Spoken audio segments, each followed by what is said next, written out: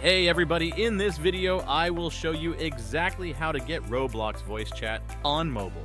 Make sure to watch the video until the end to get the most out of it.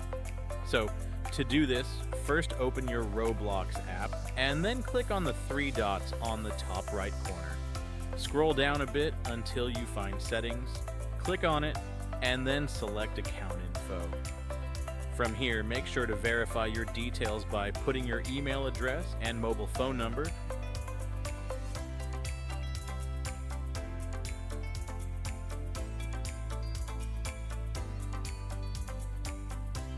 And then come back to Privacy and Settings.